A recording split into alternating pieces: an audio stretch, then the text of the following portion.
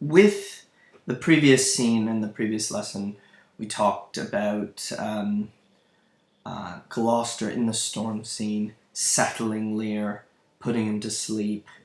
The news that at Dover there are going to be forces from France to re-establish Lear to the throne, to return Cordelia. In the storm scene, we also saw Edgar starting to mar his counterfeiting. He can't do it anymore. He can't. Well, there's some suggestion. Is he faking being crazy, or is he truly crazy? And in the deleted scenes from the quarto, you get more of Edgar explaining that watching Lear suffer has made him realize that whatever he was going through wasn't very much. And he's sobering out of it. We lose the fool, but that's not that ominous. There's a potential hope here in the play. It's going to be okay, you're telling yourself. And you could see how Tate's version could very easily restructure the play to make for a happy ending. That's until you get to this scene. This scene, the torture of Gloucester, which is undeniably the centerpiece of horror in the whole play. It's an act of terrible, visceral brutality. And in terms of what's going on in the country at the time, in terms of AO3 context, you want to think about the gunpowder plot. The Catholics who felt oppressed at this time in England due to religious persecution came up with a plan to blow up Parliament and the Queen, and they were foiled. And in England was 1605 was a time of real paranoia and fear. You couldn't see a Catholic. You couldn't detect them necessarily. And there was the sense of sedition and treason, intrigue, spies, torture, punishment throughout England. And anyone watching the play of the original audience, the 1605 audiences, would be resonating with that sense of fear and paranoia. And this scene really highlights it. Also, I'd say just structurally, this is so intense in terms of its torture that there is no recovery from this point once Gloucester's eyes are taken out. And again, we're thinking about the production history. Even with Macready's reinstating of the original King Lear, in the 19th century, this was off stage, the torture. And it wasn't, the prominent one that we know of, I keep getting the year wrong, but I think it's approximately 62, Peter Brook's stage version puts this torture center stage to really emphasize what is the horror of this play, the nothing. The post-World War II sense of this play as an expression of human violence. And after the Second World War, that interpretation of the play has come to the fore. And, critics like Northrop Frye say, okay, why has King Lear become incredibly central to the canon, particularly post-Second World War, in some instances maybe exceeding Hamlet? Well, it's because something about this play reflects our own torturous misery more even than Hamlet. So let's take a look at the language here. I'm going in medias res, so if you go back to you must read the whole scene, of course, but I'm focusing very much on the capture of and torture of Gloucester. Bind fast his corky arms. Corky really, for me, emphasizes flimsy, his weakness. And I just think, well, for me, everything Cornwall says is ominous, but once again, there's something in that adjective that really shows me how weak Gloucester is. What mean you graces? Good my friends, consider you are my guests. Do me no foul play, friends. Friends, graces, guests. It's his house. And they're not listening to his rules. They've decided that they'll lock the king out. They don't want to listen to him. They've taken over. I mean, ironically, exactly what they've accused Lear of doing in Goneril's house, they've done to a much greater degree. Hard-hearted, oh, filthy traitor. Unmerciful lady as you are, I'm none. By the kind gods, 'tis most ignobly done to pluck me by the beard. You know, Shakespeare doesn't have stage directions. There are things in the language he implies. I think this verb that echoes throughout this scene is stitching me up and making me more fearful because I know what is coming. Earlier in the scene, Goneril says, pluck out his eyes. She says it explicitly, and I think only someone like Shakespeare could get away, well, not only, but he's particularly good at, he doesn't reveal. He takes you on a path, gets you more uncomfortable, and when done right, it makes the audience feel worse because you know what's coming. Regan really shows her roughness by pulling at his beard.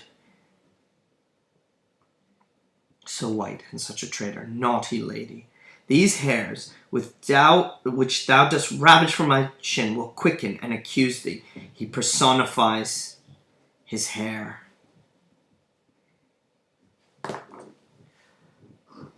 Kind gods. Here, he says he thinks they were going to revenge him because he's their host. It's his house. They should show him some respect, but not really. I mean, especially in an environment of such intrigue with spies and secret letters, consorting with Cordelia. Come, sir, what letters had you late from France? I mean, look, the menace, the plainness in his language. Be simple, for we know the truth. What confederacy have you with the traitors, late-footed in the kingdom? France and Cordelia, it seems, had invaded the country. To whose hands have you sent the lunatic king? Speak. Now, this shows a particular harshness in Regan. Particular unforgivingness. Lunatic king sticks out. I have a letter, guessingly set down, which came from one that's of a neutral heart and not from one opposed. He's saying, I'm not taking sides. I just want to protect Lear. Cunning and false. Where hast thou sent the king? Why cunning? Because it's a good protector. It's a good line. It's a good line, right? It's neutral. I'm not taking sides. I just want to protect the king. Where hast thou sent the king? To Dover. Wherefore to Dover? Wast thou not charged at peril? Wherefore to Dover? I love the way he cuts her off. I have always loved this. Not so much for the language. The language is always unbelievable. But not for the heightened language. I like it for the simple, terrifying language. I like the rhythm. Because he cuts her off. And Cornwall doesn't just cut her off, but in this kind of really lasering in on the point. Why Dover? The simple language, the menace. I see him getting closer and closer to what he's about to do. I'm tied to the stake, and I must stand the course. He knows. He knows he'll be tortured. Something worse, maybe. Stake like a bear. Makes me think of bear baiting. Tied. He's going to be tortured, mocked, pained, just like, when I think of AO3, and it's worth thinking of bear baiting as an entertainment in the Jacobean era. What does it mean if one of the things you might do for fun is to watch a bear getting tortured? I mean, Is that aesthetic experience different, actually, to watching this scene? What does it say about us that we watch this scene? I completely understand why the scene was done off stage, but it takes away the fang of this play. I would not see your cruel nails. There it is again. Pluck out his poor old eyes. Again, that echo. What is going to get plucked? Whose eyes are going to get plucked? Is horrifically going to be made present for Gloucester. Nor thy fierce sister in his anointed flesh stick boorish fangs. The animal imagery throughout the play, his hatred, here even Gloucester, hatred of these daughters, language of, hating women, his protection of Lear. See it thou never. Fellows, hold the chair. Upon these eyes of thine, I'll set my foot. And he's going to use the spur in his shoe, and Peter Brook's stage version really captured this apparently. Just the gouging out of the eyes from the boot. In the movie version, he changes perspective completely, and I think that's a whole other thing. He will think to live till he be old, give him some help. Oh, cruel. Oh, you gods. Look at the idle way he calls the gods for help. Are there any gods left in Lear? Is there any hope? Are we just in a world where there's nothing but the ground bleeding? Who will help him? Certainly it's not going to become divine intervention. No matter how much characters like Lear and Gloucester scream to the skies, nothing emerges. One side will mock another, the other too. That image and the language is particularly harsh. She's enjoying and encouraging. One eye's not enough. He has to be blind. If you see vengeance. And then comes an absolutely extraordinary moment in all of Shakespeare. An unnamed servant stands up. Servant stands up. And he says this equals better service and loyalty. Hold your hand. Since he was a child, he served. And the guy's pretty evil, Cornwall, to be fair. There's no sense that he was ever a good person. So he's probably seen everything that this guy's done. And even for him, this is a step too far.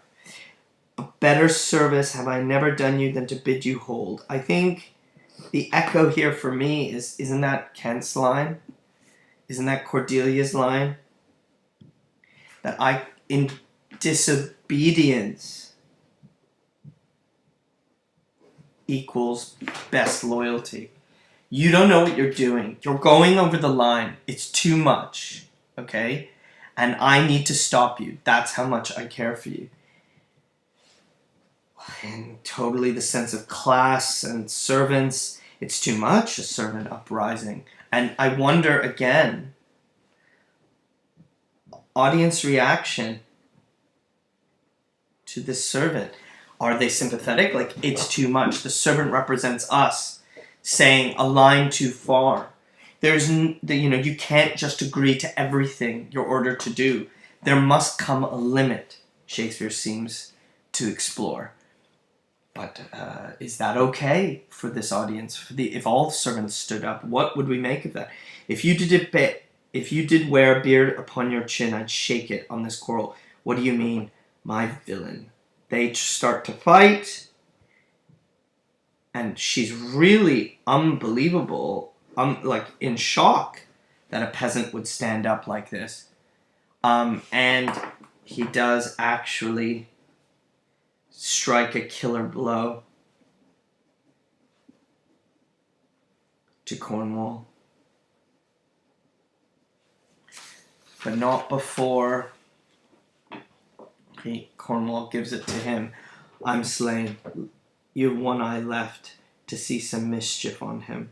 I think this is some kind of hopeful line maybe about wishing some vengeance, but it seems actually more cruel than anything. What? So he has one eye left, and he'll only have it for a few seconds. What could he possibly do?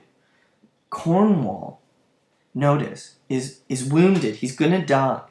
He's killed the servant, or often it's Regan that kills the servant. Importantly, Regan kills the servant. But he continues the torture. And for me, it's this here again. Shakespeare's lifting up the horror of this, the uselessness of this. I mean, the point's been made, but no. Vile jelly. Where's your luster now? Where's your shininess now? Again, the language is barbaric, cruel, violent in a way, this is Shakespeare at his most violent, and senseless. All dark and comfortless. Look at that. Oh, simplicity. Shakespeare's in the simplicity is finding deep meaning. And then, of course, the metaphor of the darkness that he's been in, the blindness that he's been in, he's going to see the truth. I don't like that easy reading, but it is here. Where's my son Edmund? He's gonna spark light up all of nature and be vengeful. He's gonna take care of you guys. Oh, you're so stupid. You call on him that hates you. He showed you your treason. Oh, my folly. Look how different Gloucester's realization is to leaders. He takes complete, I don't know complete, but he takes responsibility anyway. Oh, Edgar was abused, and he wishes right away. Kind gods. I mean, what irony. He can still say kind gods. He's just had both his eyes plucked out, and he's still calling out. Who is listening? Who is listening? Make sure he prospers. Keep him. And Regan, never undone Regan, to make it even harsher, thrust him out at the gates and let him smell his way to Dover. All he has left, I'm thinking about the fool's joke about why we have our eyes on either side of our nose, so that which we can't see, we can smell out. Here we get a strange echo of that brutality, sending him out. In the quarto version, there were AO3, quarto, servants cut from the folio who talk about using egg whites to block up the bleeding. Again, another sense of hope, care, the idea of justice, maybe even servants standing up to power, but it's removed from the folio version. Why? What is the effect? Well, the effect of removing it heightens the terror and the brutality. Gloucester is still cared for and taken, out into the fields, but by eliminating those lines, I think Shakespeare really further wanted to augment the brutality and lack of hope here. So this scene here is violence at the center of the play. It's Gloucester's physical torture. When you contrast it with Lear's psychological one, I think you'll come up with a lot of very interesting ideas. And really, we have to think about the staging of this, and the publicness of this torture, and what its effect would be on you, the audience. How does it make you think about suffering, madness, violence.